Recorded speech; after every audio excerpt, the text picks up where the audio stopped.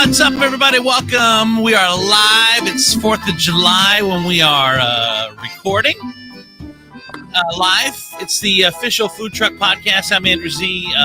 Josh Deuce from Deuce's Dogs. My co-host is here. And we've got today's show is fascinating to me, and I cannot wait to do this with Dave and Roy, and I'll explain who Dave and Roy are here in a minute. But okay, so everyone wants to start a food truck. It's everyone's dream, it seems like, and they all want to start it, but not everyone has the money. I get it. It's not easy to do. I was blessed with what I was able to finagle. I know that Deuce, you told us your story about how you were able to get into it, and you were pretty blessed as well. And Dave and Roy they're gonna figure out a way to do this damn thing, and so they're in the same position as a lot of people to get a food truck done. And Roy, it's fascinating what I saw on Facebook transpire. I saw that you were just going to borrow someone's truck and give this a try. You had this idea of California-style Mexican food. And by the way, we're in the Toledo, Ohio area. You're like California-style Mexican. You borrowed a truck to do a test run, and then Deuce shows up and sends me a video, and there's a line down the street on your test run. How did all this come about? What in the hell is going on? Roy, please. Well, actually, the food truck borrowing, that's all Dave. Dave came up with the dream of the California. Oh, okay. And the burritos. Apologize. I actually took a trip out to San Diego to sample all the different California burritos, where it was invented.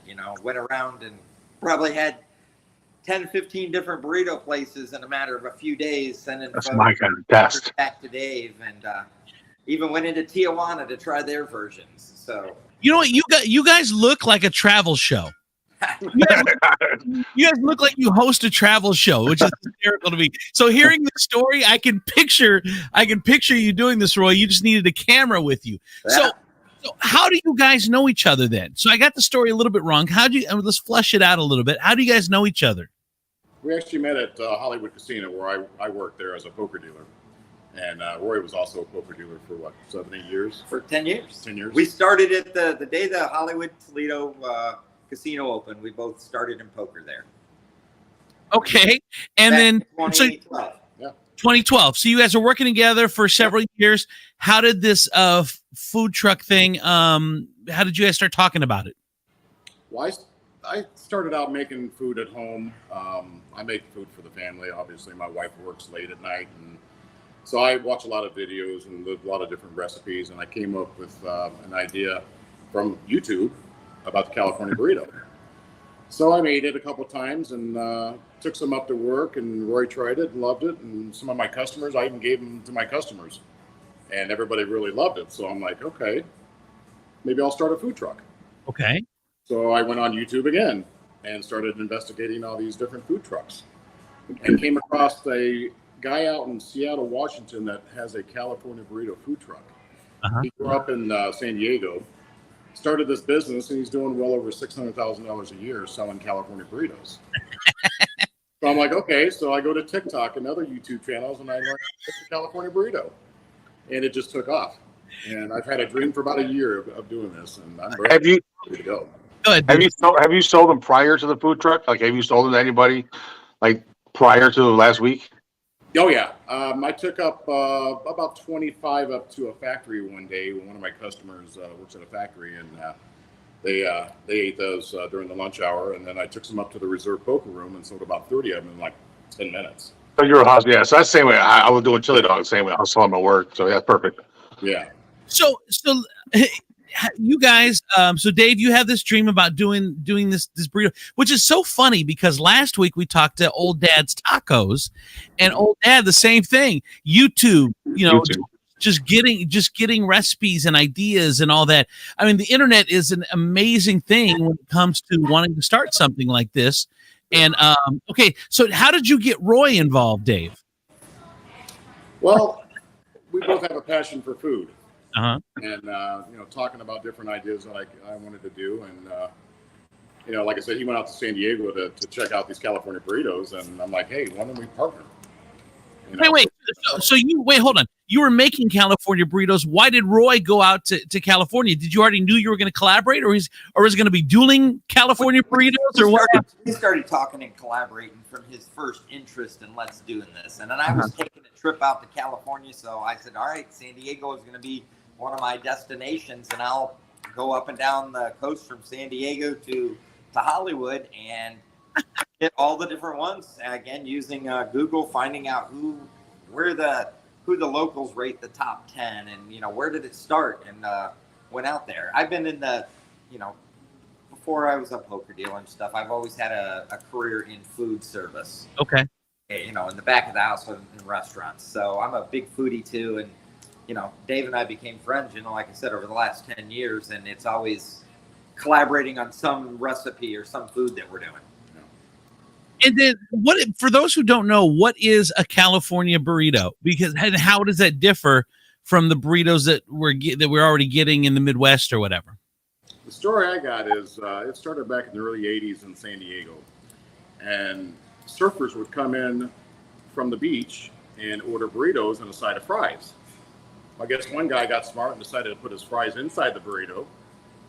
And boom, it started. So it's a regular burrito, but you just add fries? Yeah. It's a carne asada. It's a steak burrito or chicken. You add some fries, add your guacamole, your creme fraiche, your cheese, and they're making it on these huge tortillas that they're making fresh right there. And I mean, you're talking one of these huge burritos. So, Roy, how many did you have to eat for testing purposes? We ate a lot. Yeah. It's not about the size of a small baby when you're.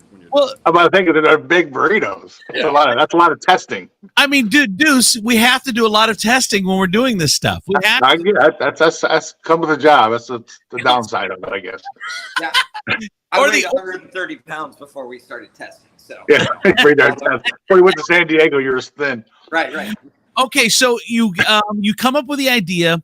You guys collaborate. Roy, you go out to California. You test. You're selling summits here and there. Just kind of home style, from home or whatever. Right. How did you commandeer this food truck to actually give it a go? Well, I got a buddy of mine named Quinn. He owns Quinn's Concessions.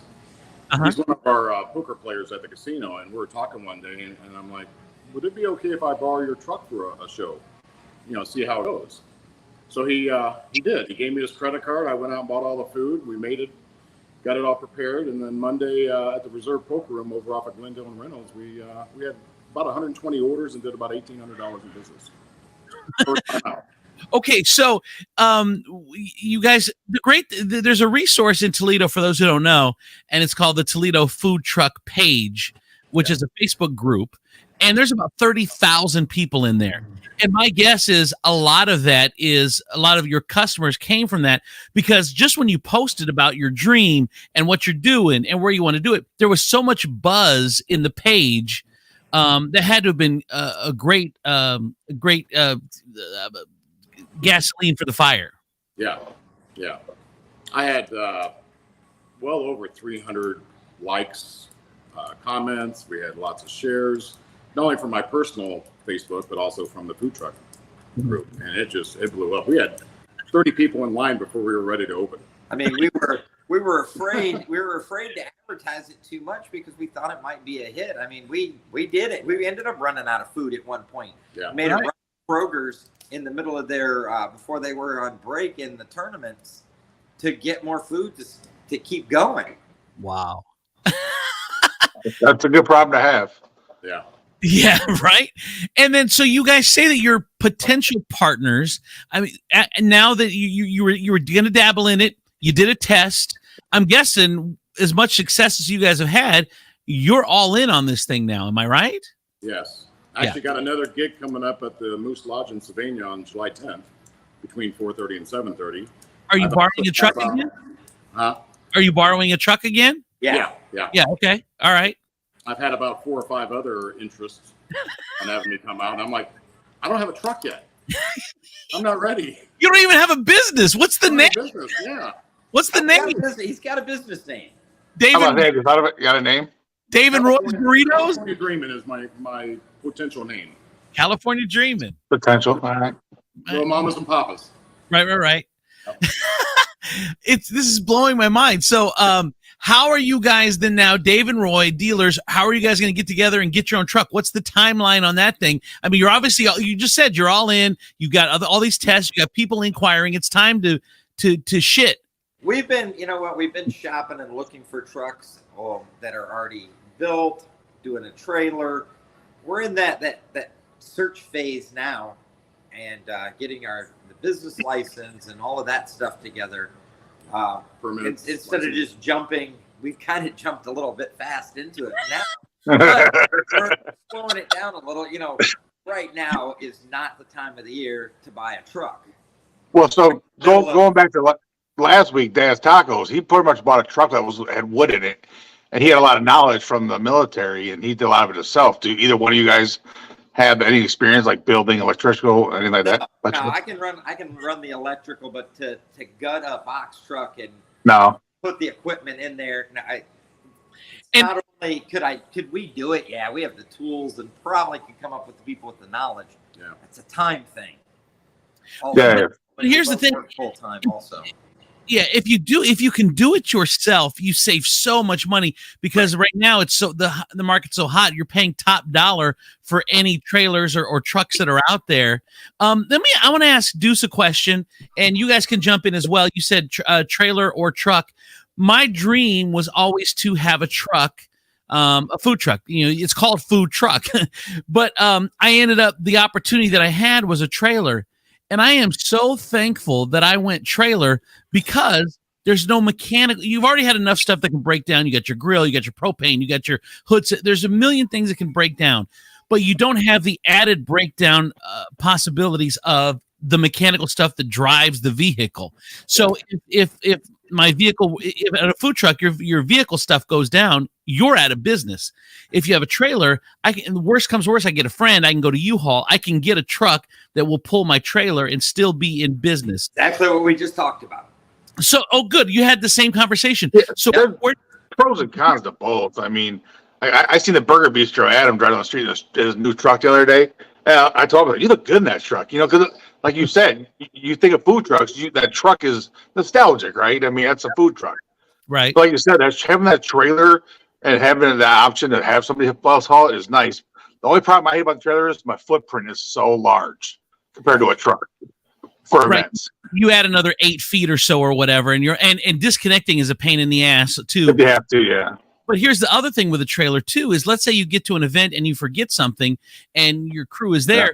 You can always disconnect, take the truck, go to the store and get something and bring it back and not have to, you can still be preparing and getting food hot and doing all that stuff. I'm a trailer guy. I'm not saying I wouldn't buy a truck, but I'm really a trailer guy just after being practical. David, and really those trucks, like for, I'm a bigger guy. I mean, you're a bigger guy. I mean, those trucks are tight compared to trailers too, Yeah. A lot more snug in there. Yeah, that's true. So Dave and Roy, you said you went back and forth. What did you guys decide the way you want to go? Is it the best deal? Is it truck or is it trailer, and why? Well, it's still coming down to what's going to be the best deal. Yeah. There's practicality on both sides. Like you said, you can drive it to the event. Your footprint is smaller. But if you have the trailer, you can take it, you can drop it if you're set up for a few days. You need to run it to the store. If you have a mechanical breakdown, you can go over to U-Haul and for $20 a day, rent a van or a trailer. I think Andrew did one day, didn't you? Rent U-Haul one day? Yeah. Hey, I mean, that is what it is. And I mean, you have no insurance costs. You have no maintenance costs on that. Especially if you're starting out slow, you're just doing it 2 or 3 days a week. All right, so you got $60 invested in a. So the guy's trailer you're borrowing, is he still doing that? Is he still doing that like today? Is he out today somewhere this weekend, or what's his story? I'm not sure. He did do something at the reserve, I believe, over the weekend, but so he still is using it then. He does more fairs. Yeah. He sets up for the week. Yeah, he did the festival a couple weeks ago, and for those who don't know, there's a difference. Like a concession trailer, those are like the corn on the cobs and the fries and all that stuff, and then they'll set up at fairs. To where Deuce and I mean, we'll do events as well. but we'll also set up on the street corner. We'll go to breweries. We'll do all that stuff. There's a little difference between concession and that. I don't know, good or bad. It's just different. I don't know which is better or whatever. Well, during COVID, some of those concession trailers came out the corners because they had to try to make ends meet. So, I mean, they did come out, but now true. fairs are starting back up again. No, that is absolutely true. So you guys, like I said, I think you got blown. It sounds like you got blown away by the success and the great response. Like I said, the food truck page is a great page, but now you're trying to slow it down a little bit. But what is your timeline? You said you already got the Moose Lodge coming up. You're gonna do an event there, and you said that this is not a good time to buy. Why did you say it was not a good time to buy it right now? To me, it seems like you're right in the middle of the season, fair season coming up. Everybody wants premium dollar for their equipment if you're buying one that's already set up. I said, let's wait till we get to the cold weather to fall, December, when these guys that just jumped in it without any kind of plan now have spent all this money and are looking to unload their equipment come spring. You talked about this the other day on one of your podcasts. I did. This is Yes. I learned it from you. These guys are gonna, these guys that it didn't work out. I mean, we've got to sit down now and really figure out food costs, labor costs, maintenance costs. We kind of jumped into. We had the opportunity to get the truck before we laid everything out, and it just the borrowing the truck kind of fell into the lap. You know what I mean? Right. Well, we had our full business plan. Now we got to refine a plan to make sure that. Yeah, but now you have a little bit of data to work with. Now, do you think it helps you? It probably helped you a little bit. Yeah. Well, like last Monday, I spent over $1,200 for food. We did about $1,900 in business. So I need to get my food costs way down. Right. $8.99 a pound is not going to work in this business. Oh, I know. But you learn to shop. I mean, I go to 3 different stores every week. Yeah. Same here. I refined the menu somewhat, finding out, well, this is not. It's more time consuming. This isn't going to work on the menu. Let's cut this out in this expense. It's fun. It's fun to do that, you guys, and it's funny, both of you. And Deuce, I want you to jump in on this, but and I tell any business, but especially a restaurant, the way you start is not necessarily the way you are in 30 days or 60 days or 90 days. Your people, the traffic, your consumer is going to dictate what works. I thought I had this amazing chicken sandwich and someone just busted my balls yesterday. Like, I can't believe everyone loves chicken sandwiches. You don't have this chicken sandwich on the menu. And I told him, I said, I put it on there and it's the best chicken sandwich in town. And I've done taste tests and everyone loves it. But no, it wasn't selling. No matter how you have this item that you think is going to be amazing, and if it doesn't sell and the chicken breast just sit in the fridge and then you end up throwing them away, well, it's not worth it. So I had to pull them off. Even though I love these chicken sandwiches, even myself, but it doesn't make sense. And the customers dictated that to me.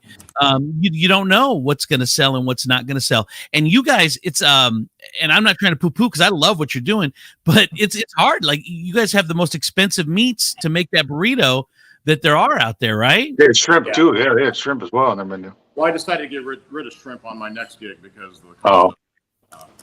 Well, yeah. The problem was you got the cost of it. Shrimp is, very delicate. It breaks down. And can't hold it. A good product, there's no holding time. And if you try to cook each thing by order, you can't do that in a food truck environment to keep it going that way. And we wasted more than we covered. You know what I mean? Sure. Oh, but you're learning so much, which, I mean, that's a great thing. What was the feedback that you got from people after your first test run?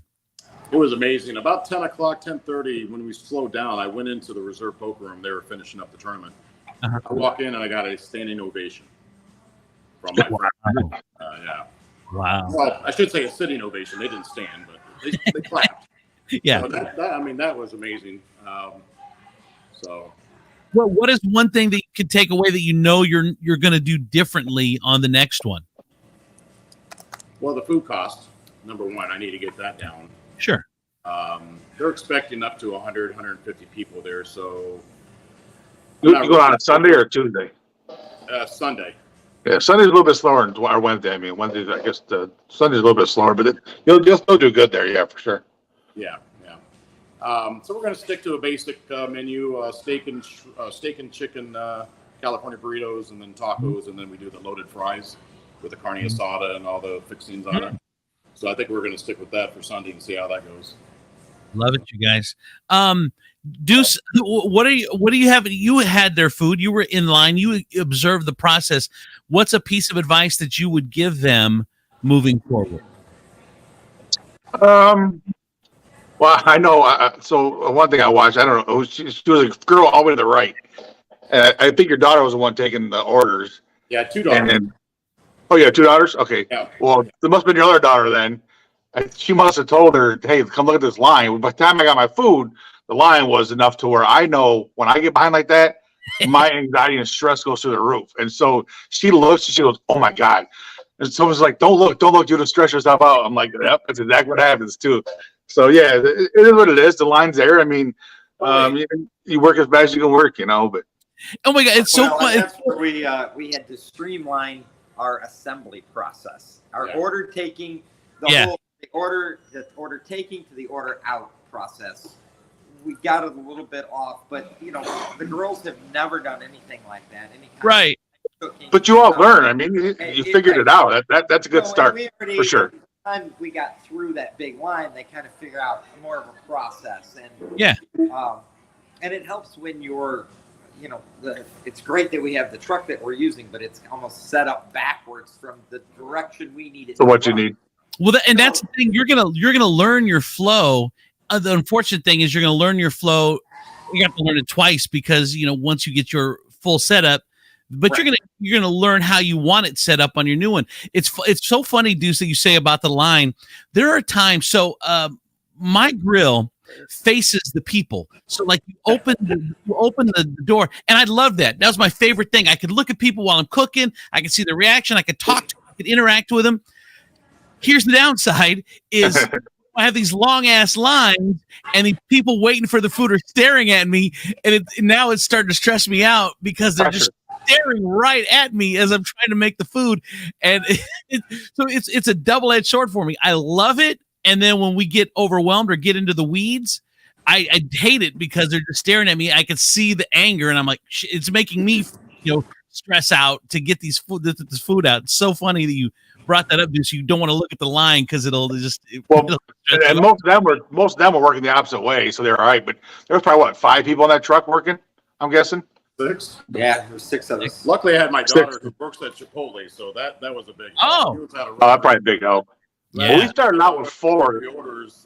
She's an ER nurse, and she absolutely loved it. She can't wait to do it again. So, yeah. She had fun, yeah.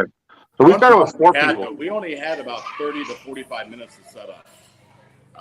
We got there a little bit late because I got a message from the health department saying, "Hey, don't do this. Don't do this." He didn't realize, I don't think, that I had an actual truck that was licensed. He probably thought I was some guy working out of the back of my trunk. And you know what? That's based off that food truck page. They people try to post them. They don't realize the health department watches that. It's funny. It's funny, Deuce, because I got a call from the health department. We're launching a new ice cream venture, and we started doing some pre-promote on it on that page, and I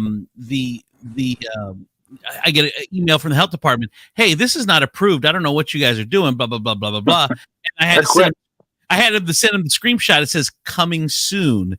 So they monitor that page just looking for people to mess with for sure. Well, when we first started that one in the To Go page, they were emailing us and asking if they could be on the page.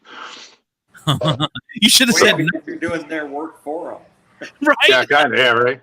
You're doing their work for them. They don't have to go out and find them. You're telling them where you're going to be. So. Yeah, right. All right, you guys. Well, it's fascinating.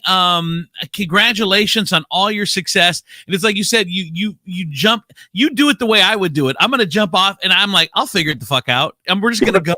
They've already worked through a lot of stuff. Just in this conversation, they've worked through a lot of things that people don't even realize for 2 years, that you already figured out in one day. So you guys probably be all right, I'm sure. Sounds like it. You don't realize how much time I've spent online looking this stuff up. I've already got my business plan written. I've watched every video you could possibly watch on how to run a food truck. And awesome. I'm really excited. I want this. Yeah, but it's that one time you fucking forget your containers, or you forget this, or and like, oh, I forgot a drawer one time. Like, what are we gonna do now? You know, you didn't have a drawer either. Matter of fact, I was there in line, and the guy asked, "You got any change?" Like, yeah, just from what people have given us so far. You're like, oh, you need change in the drawers. You're like, I got some money, so we got to go get some cash. But Dude, even into my second season, just yesterday, me and my guy are setting. No, this was Saturday. We had a big event. It's some fireworks, huge event. And I'm like, all right, let's do this. He's like, oh man, I forgot the dishes. I'm like, how did you forget the dishes? So I mean, they put us an hour behind. It's 20 minutes back to get the dishes, 20 minutes back to the event. I mean, it's still to this day. There's things that you forget. And, oh yeah. But I love it, you guys. I love the story. I love what you guys are doing. Congratulations on all your first success, and hopefully many successes to come. Do you guys have your own Facebook page yet, or you don't have that up yet, Dave? No. Okay. Yeah, just on my personal page. Okay. You should start one, man. You know, I mean, if you're really gonna do this, get the hype going. I mean, and you can change that name. You know, I mean, every 6 months, whatever it is. But so if you don't be stuck to a name, but yeah, I'll get it going and get your friends or family on there. And yeah, because take advantage of this early success and start building up your page, your own personal page, so you can keep people in. If they're in on the process and they feel that they're in it with you from the beginning, they're going to be so loyal to you down the road. So I would definitely just make a Facebook page. Get one of your daughters. I'm sure she's good on the social medias. Have them make that's free, man. You got to take advantage of it for sure. Yes. I got a couple daughters that are really good with the Instagram stuff, and I've never been on Instagram before, so I wouldn't even know what to do. Right. I had my daughter for the new one, the ice cream one we started. I'm like, hey, I need you to make me a TikTok, an Instagram, a blah blah blah. I'm like, I'm not doing it, and I don't know how to do it. And she's like, all right, Dad, I'll do it. And I mean, they'll probably bother. They're good at it. But she did it, and it's fine. So, no, I'm with you guys. Congratulations on all your success, you guys. I want to have you back, and congratulations. All right, thank you very much. That is Dave and Roy, California Burritos, possibly California Dreaming. We'll have to wait and see. Thank you, Deuce from Deuce's Dogs. Appreciate it, brother. See you guys next week. Bye, everybody. Yeah.